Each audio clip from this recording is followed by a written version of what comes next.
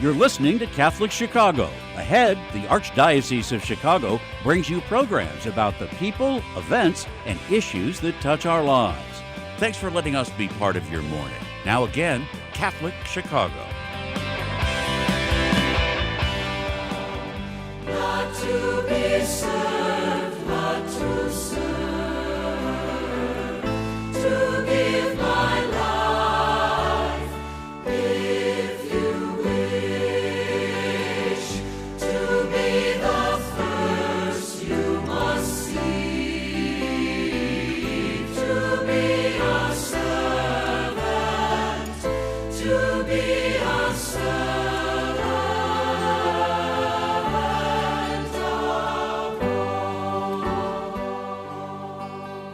Hello, everyone, and welcome to another installment of Diakonia, a call to service. Diakonia is the Greek word for service.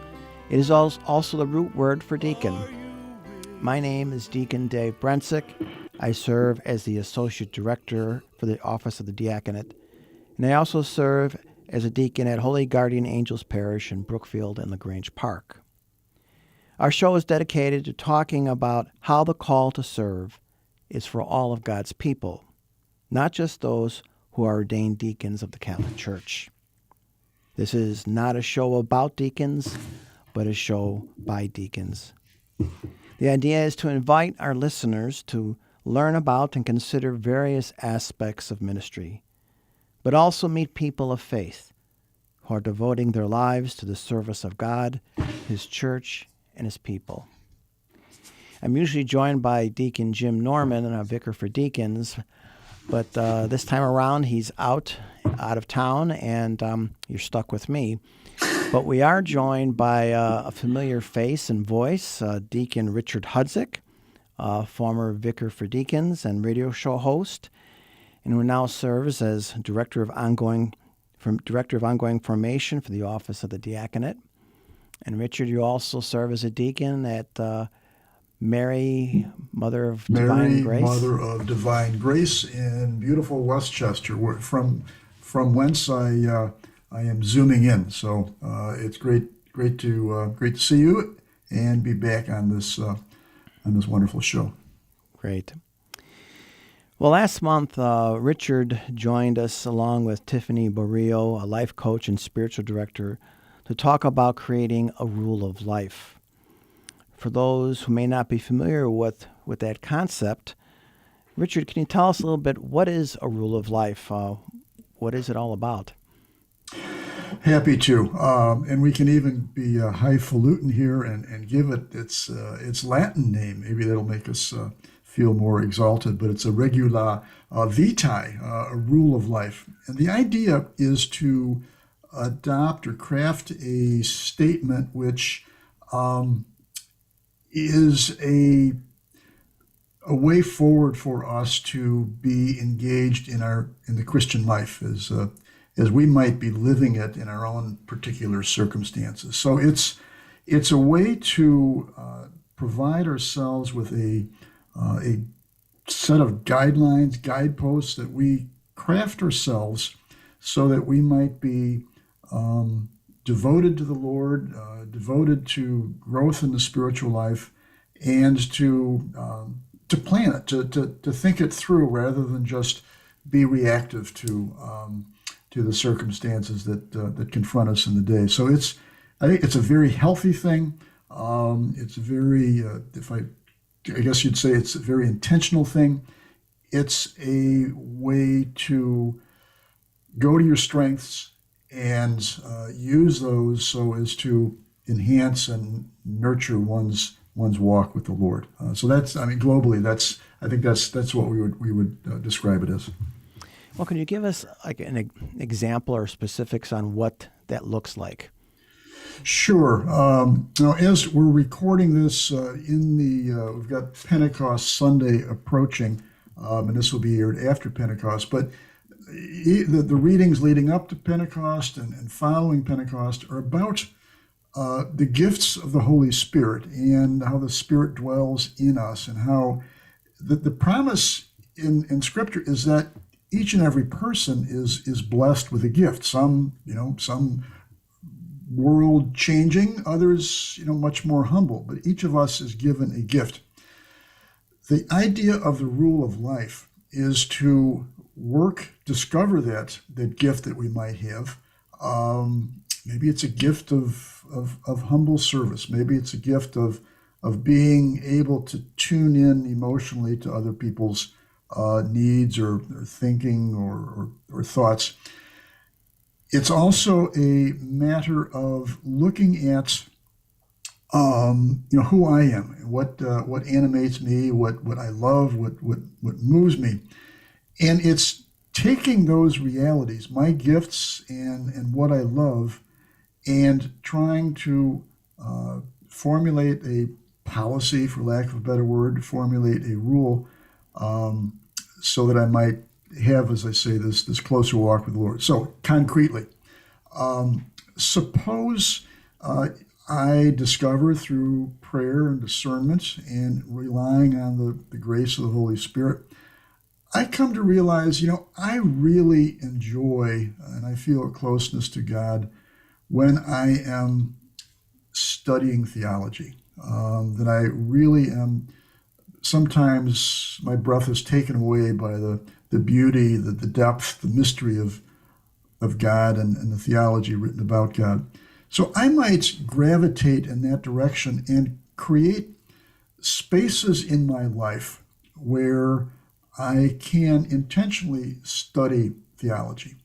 I might also find that I'm a person who loves being with the grandkids, that's where my heart is today. My own kids, as a matter of fact, they're old people. They're in their 40s. But we've got 9 wonderful grandchildren. And there's great joy and exuberant life and all good things in associating with the grandchildren too. But if I'm formulating a rule of life, I will want to include that life-giving activity, reflect on the life that I see exhibited in those young ones, and use that as part of my rule of life to, I don't want to say schedule, but to be cognizant that that's an area that feeds me. So that would be something else that I might want to put on this canvas, and from which the rule of life might be painted. A third element of a rule of life is going to be asking myself, praying about this, and I just a footnote.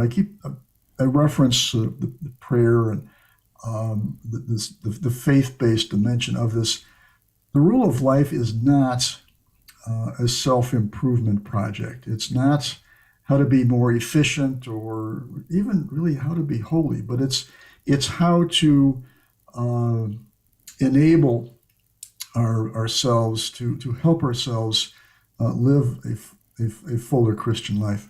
So another dimension of crafting a rule of life is to create a particular statement of how and what I might want to do during the course of a day or month, week. Might also look at things that suit my personality. We have the notion of that grace builds on nature. I think we can ascribe that to St. Thomas Aquinas. But there's the notion that the Lord works with the raw material that is you and me. And I might find myself, it's my joy in life is not to go to a party. My joy in life might be to be more quiet. One of my values might be to seek joy, to find the lighter side of life. And those kinds of psychological attractions will be elements that I will consider in crafting this rule of life. So it's, in broad strokes, it's looking at myself. Where do I find energy? What do I value? Relying on the goodness of God, resting this in prayer. We had a workshop, as you know, 3 weeks ago, And one of the recurring themes there is one of the entrees into the prayer dimension of this was to retrace the Israelites through the book of Exodus and how they were called to trust on the Lord's goodness, that there would be a path forward, that there would be manna, that there would be protection, and that the Lord will provide. And I think we want to certainly keep that faith dimension as part of this endeavor, so as to not create just one more self-improvement project. There's nothing wrong with self-improvement, but the rule of life is not to be smarter, stronger, or better at our jobs. It's to help us grow in our faith life. So that's a long-winded answer, but it's a very complex set of ideas when we're trying to figure out who we are and how we should respond to the Lord best. And I was going to ask, how does this fit in with our faith or in our relationship with God? I mean, okay, you know these things about yourself, what brings you joy, but what's the God connection? What's the faith connection? The God connection is to, I suppose theologically, it's to acknowledge the incarnation. It's to acknowledge that we creatures are creatures, that we are not souls captured in a body, but that we are a body-soul complex. We're inextricably interwoven. And the rule of life is the idea of acknowledging that we are human beings with a psyche and needs and wants and concerns and fears and hopes and joys, and to take that person as we find ourselves at the moment and discover ourselves, in a sense, so that we might better come to praise the Lord.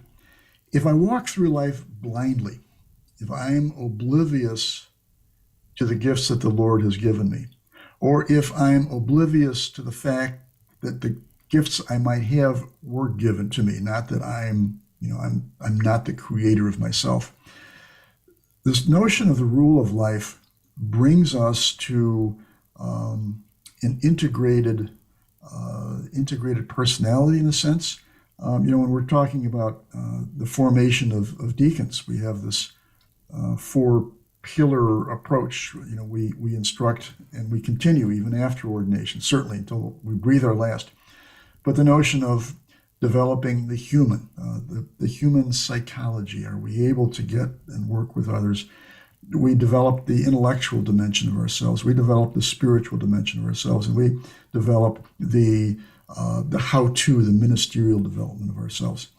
So it's that four pillars is I guess in a sense analogous to this idea of looking at who we are, and given who I am or who I discover myself to be with the Lord's help, I'm now better able to be that disciple of Jesus. Okay, Richard, go ahead. I'm going to pause right there because we have to stop for a break. This is the Diakonia, call to service. We'll see you right after the break. Okay.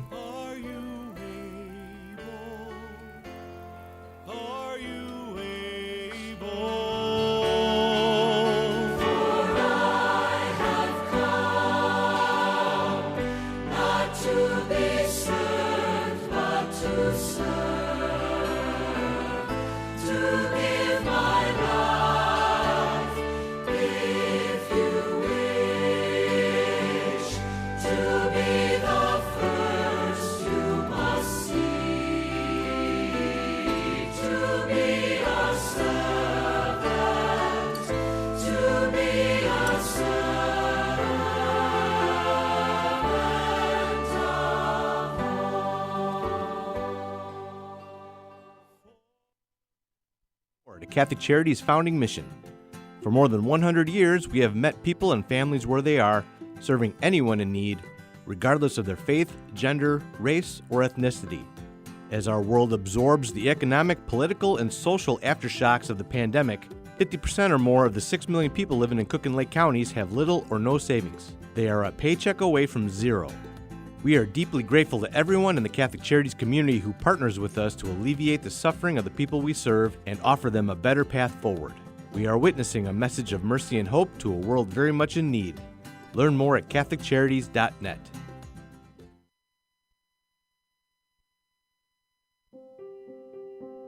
For more than 20 years, Catholic Charities Adult Protective Services has been advocating for seniors who are the victims of abuse, neglect, confinement, or financial exploitation. With our partners at local, city, and state agencies, our trained case managers follow through on every concern that is brought to our attention in a cooperative way to ensure that our seniors are safe and protected. According to the Illinois Department on Aging, last year nearly 21,000 cases of elder abuse were reported in Illinois. Of these, only 5% were reported by seniors themselves. So raising awareness is an important part of this issue. If you are concerned about a senior you know, call 800-252-8966. That's 800-252-8966. With your help, we can stop elder abuse and look out for the seniors in our lives. I am a seminarian. The Church needs compassionate and well-trained priests to help guide each of us through life. What inspires me, what draws me always to the priesthood is continue to see priests be a beacon of hope for other people. You can play a part in the education of these young men as they prepare for a life of service to others. I want to be that beacon of hope too, and it sets my heart on fire. To support our seminarians, make your gift at archchicago.org/seminarian fund or call 312-534-7959. At my right hand or at my left is not for me to give, but for those for whom it has. Welcome back to Diakonia, a call to service. My name is Deacon Dave Brentzick, the Associate Director for the Diaconate Office. Today we are joined by Deacon Richard Hudzik, the Director of Ongoing Formation for the Diaconate Office. We've been chatting about creating a rule of life and its role in our lives, in our faith. It's kind of getting know thyself, as the old saying goes, just to have a better understanding of ourselves. Now, Richard, a couple weeks ago, there was a meeting with the deacons and wives, with yourself and Tiffany Barrio, a life coach and spiritual director, and she kind of set the stage for what this rule of life is about, how to create one. What was the reaction of the deacons and wives? Were there any aha moments for folks there? Yeah, I think it's important to point out our leader on this part of the journey. That it's, as you mentioned, Tiffany Barrio, and website for Tiffany is at Quotidian, QUOTIDIAN joy.com, Quotidian Joy. The overall title of the workshop, and we did the one workshop, and we've got 3 follow-up events with Tiffany. But overall, the title for the thing maybe is helpful in understanding what we're doing here. But it's called Manna in the Desert: Gathering Nourishment for Your Soul.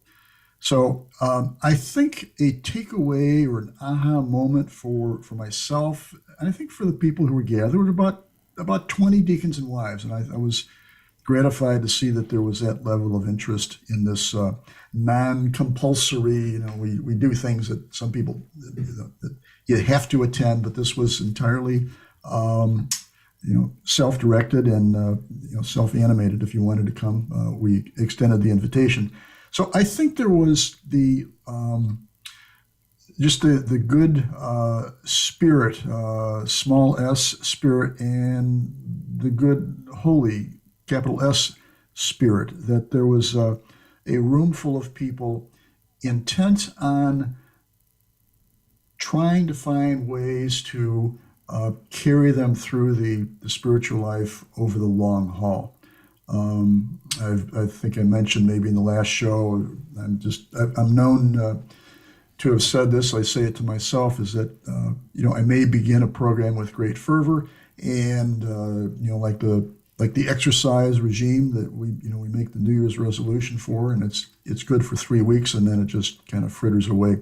So too with the rule of life is to try to get us over the hump of, when the initial honeymoon falls away or dissipates.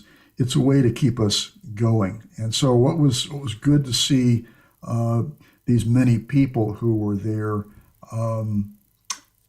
wanting to know more. And I think one of the things, we went through a number of handouts and exercises, and one of the tools that we used that evening that I found, and I continue to find very helpful, but it's called the spiritual personalities. And I won't by any stretch go through all of it, but and you can come up with your own schema, but the one that we used had 9 different kinds of spiritual personalities, and I alluded to this a little bit earlier, but I think this was helpful that evening. And some of those spiritual personalities were, for instance, the naturalist. Do I find myself close to the Lord? Am I awed by natural beauty? Is a walk in the forest or along the seashores, that's something that makes my heart soar. Am I one who I've really got to be with people? I really love to be, in the mix of conversation and meeting new people. Am I, if for lack of a better word, am I this socialite? Or is my spiritual personality is another one, and I'll just stop it there. But another one, am I the caregiver? Do I find myself energized with work at the food pantry, the homeless shelter, the soup kitchen, even the classroom, engaging with students? Is that where my life is more readily than, for me, when I go to a party, I can stay for a while, but I need to come home and rest after that experience. And so that's, the party or the socializing is not everybody's cup of tea. So part of the rule of life, and I thought this was affirming when we met recently, my way to articulate it would be to say, be kind to yourself. Don't try to be something or someone that you're not. If my natural inclination is maybe a little bit quieter as opposed to somebody who just loves to be in the mix with other people, well, don't try to be who you're not. And utilize how you find yourself, which is not to say that you're stuck there and there's not room for growth. But, Lord loves you as you are. Begin there and start to use what you know about yourself as a way forward. Don't expect to be a completed project, so to speak, at the beginning. As I said before, grace builds on nature. So, who am I? Try to discover that, and how do I use that to pray better, to be with others better, to be a better disciple of Jesus. The other piece I think is important to mention for folks who might be interested in or intrigued by this. They can get some information at quotidianjoy.com. But also, just from our conversation here today, and that is to ask yourself, what spiritual discipline, what spiritual practice would you find drawn to naturally? Spiritual discipline, prayer, Eucharistic adoration. It might be fasting. It might be offering sacrifice. It might be spiritual reading. It might be walking. It might be talking. It might be giving or receiving spiritual direction. And as we're thinking about who we are asking the Spirit for guidance on this. And we want to get to the place of, all right, I want to take a stab at this rule of life thing. Well, we've got to put some practice to it. What's my day going to look like now that I've got a rule of life? What is my week going to look like? Quarterly, monthly? When will I assess the utility or the fruitfulness, better said, of the rule of life? And so this rule of life is taking all the stuff about who we are and where the Lord is calling us and committing it to paper. That's how I would do it, or put it on the computer. But what's your day going to look like? So that's where it starts. We just have a couple minutes left, but so that's where it starts. Is just to kind of start with an outline, jotting down things that, like I said, bring you joy, that lift your heart. That start there. Mm-hmm. You might ask another way of phrasing it, and there's a poem ascribed to Father Pedro Arrupe, who was the Jesuit general, but he has a poem which asks the question, what gets you out of bed in the morning? What do you love? What animates your passion to do anything? And it's another way of approaching this. And so, you deal with all this stuff, and you do write it down. There's various models for doing this, but daily, weekly, monthly, quarterly. What am I going to do to support my spiritual personality? What am I going to do what practice am I going to do? Say it's, to the deacons, the clergy are obliged, deacons are obliged to pray the morning and evening prayer. But maybe if that sort of liturgical prayer is something that feeds my soul, well, then maybe my rule of life would be to add, to be sure to do midday prayer, or be sure to do night prayer, in addition to morning and evening prayer. And so those are some concrete particulars that might feed who the Lord has let me discover myself to be. So you want to be cognizant of who you are, what you value, what gives you life, what gets you out of bed in the morning. And all of that stuff is sort of mixed up into a brew, and you end up with this, I think, a concrete rule of life. And it's experimental. We grow, we change, our life circumstances change. So the rule of life is not something to bind us and to burden us. I've got another something to do on my daily checklist. Not at all. It should be a path to freedom. And if it's not, then maybe we need to take a second look at that. And probably a second look and a third look. It's not something that's set in concrete. Absolutely. And that's part of the joy, part of the fun, I would think, is to be,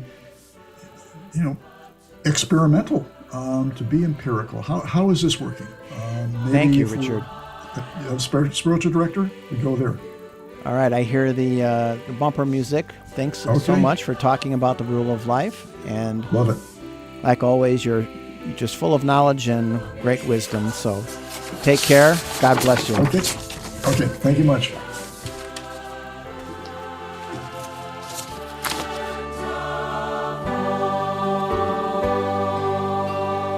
For to sit at my right hand or at my left is not for me to give, but for the Join us every Monday through Friday at this time for Catholic Chicago. You can stream our programs live or listen to past programs by visiting our website, archchicago.org, and clicking on Radio TV. And please connect with Catholic Chicago on social media.